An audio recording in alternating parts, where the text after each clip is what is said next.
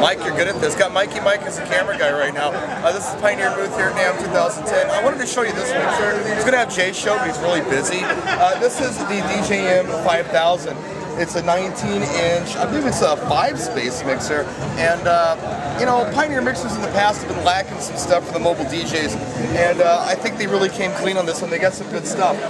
For instance, we have mic channels with high, mid, and low EQ. I always thought it was ridiculous that someone would build a mixer without a mid EQ on it, because vocal is mid. You can use the mid for a lot of things. You can cut out a lot of your feedback on your microphone with the mid EQ. So we got the mid EQ on here now. We got 2 channels of it. You've got effects on the microphone too. You've got a reverb, you got an echo, there's an octavator. That's kind of cool. Bring your voice up a little bit, bring it down a little bit, and a pitch for your microphone. So that's pretty hot. Probably more stuff than I need, but it's cool to have it on a mixer. And of course you have 4 channels. You have all your pre-fade level meters like any mixer should have.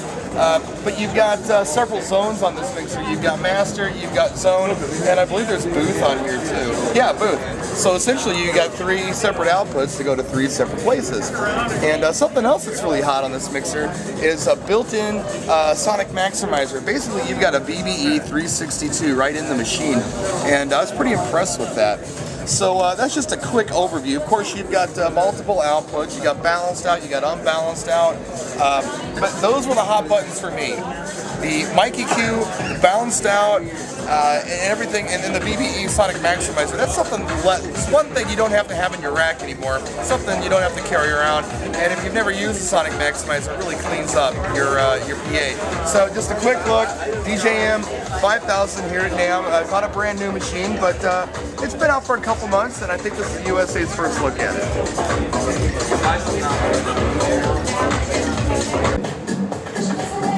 All right, we're here at the Pioneer booth with Unique. Hey, what's up, what's up? What's happening, brother? We got some new toys here that we really haven't had a close look at. Why don't you show them what you got?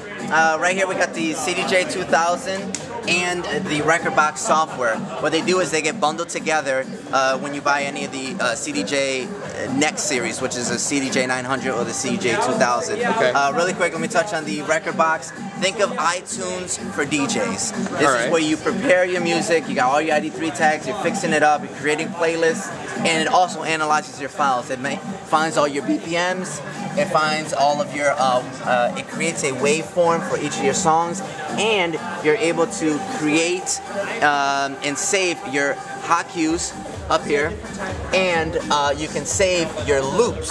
So if you know that you always loop the beginning of a certain song, or you know that you use hot cues in this one particular song often, what you do is on the computer, you know, at home, in your studio, or on the road, in an airplane, whatever the case is, you set up your music and you export it out to a device. Okay. Okay, and the device could be anything from a thumb drive, a hard drive, or whatever source it is that you want. Then what you do is you leave your computer at home, you go to your gig, and you go with your headphones and your thumb drive, you plug in your thumb drive, and everything you've done, all your music, all your playlists, everything you've prepared, comes with you to your gig. Sounds like a cool way to organize. It's really dope. And actually, one real quick thing on Record Box is in March, there is an update coming out where if you want to use a laptop live at your event, because you are familiar with the large screen and the searching and stuff, in March you will be able to link up to 4 players together and actually drag and drop the song to each of the individual decks and use the computer if you want to. But you don't have to. Let's get down here to the CDJ 2000. Yeah, these are sexy. These are I saw them at BPM, but let me tell you something. When you go to BPM, there were like 30 people deep on these things, and I didn't even get a chance. So, well, there's the same footprint as the CDJ 1000 with some other really cool features. Obviously, you notice the brand new, beautiful color screen on here. Let's go back to the. It's a touch screen. Oh no, it's not a touch. Oh, it's not a touch screen. No, it's dial and it's a dial and the buttons on the outside. Oh, okay, of it. I see. Browse. Okay, yep. Yeah. So what's cool about these players in the 2000s and the 900 is that they're all linkable. So you do not have to have a thumb drive or a hard drive for each unit. You can have one USB stick, one hard drive, or that's cool. So plug it into one and it's on both. And it's on all of them. You can, yeah, Yep. Cool. So really quick, the way it works is you press the link button. Right now I have 2 players and they're linked, and I press the link button because player A has the USB stick. Okay. So if I go to my link, this is everything that is on that USB stick. So if I want to find an artist and so on, I can just scroll down. But let me show you the search feature, because that is what is really important. So we'll go back to the beginning, go to search, and we hit it. What ends up happening now is this is what we call a ribbon. This ribbon is how you search for your song. So if I want to find a certain song, I just run my finger across, bam, M. Let's say this if I find a Missy Elliott song. And as I do it, it actually narrows down the search criteria. And then you can just scroll down and you press it, and it's instantly loaded. That's pretty hot. And you're done. That is pretty hot. So yeah, you can type out Missy, but honestly, you just saw how fast I did it. It's just as fast. Right. Okay. That's one way of searching. Another really cool way of searching is by BPM. Oh, nice.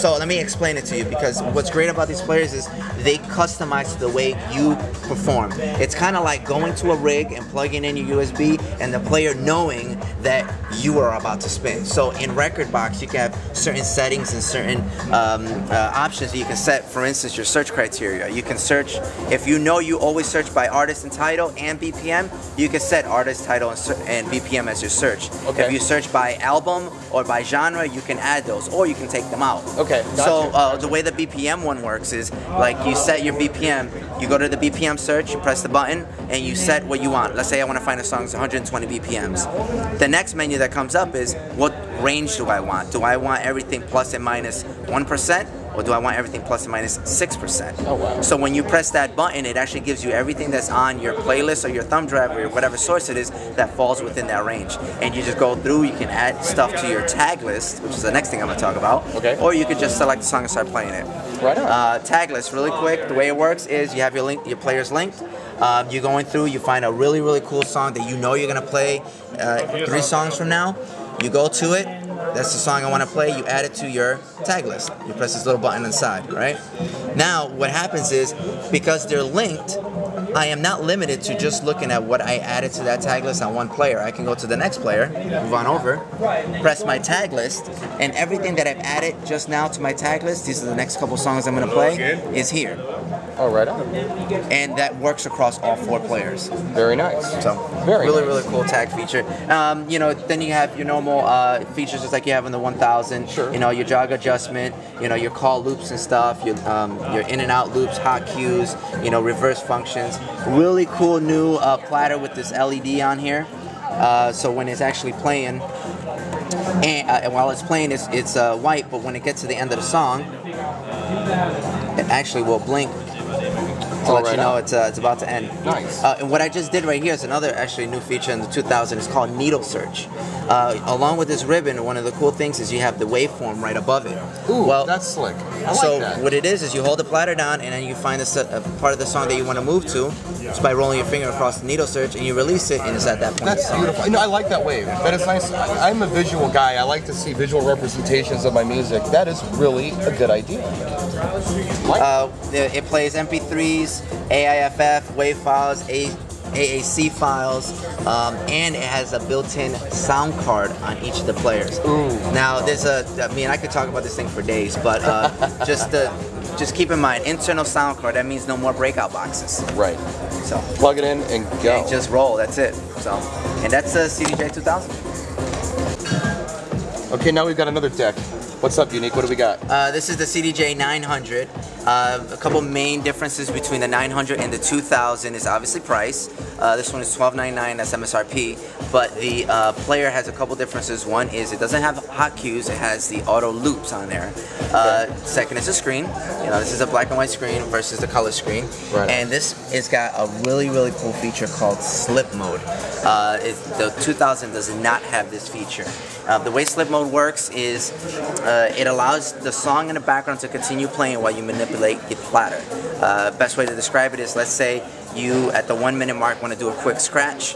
Normally you at the 1 minute mark you take it, you scratch, and then what are you doing? you mess up my train of thought.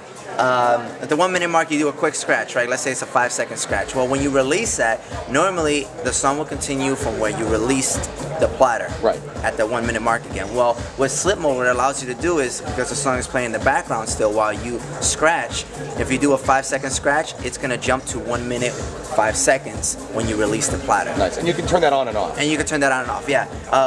Cool ways that we've been able to use it is, one is for a dump feature. Let's say you're playing an unedited version. Right. What you can do is turn the slip mode on and then throw it in reverse. So do a quick backspin.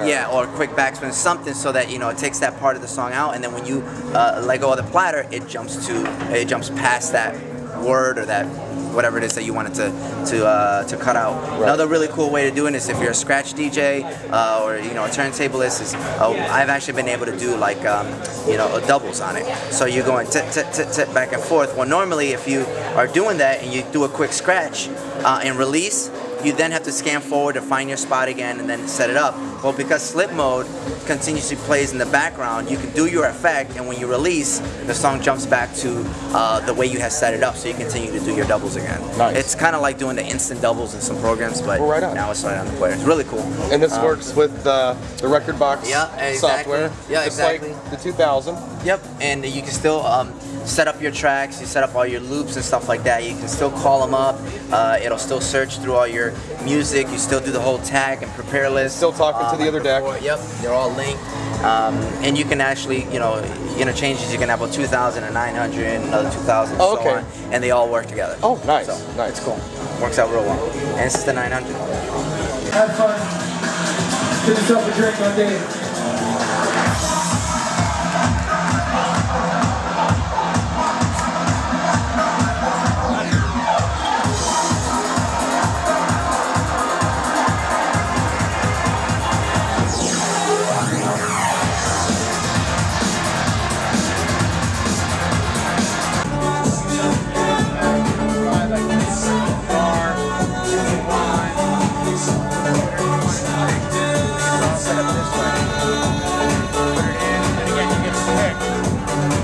The font, the bag.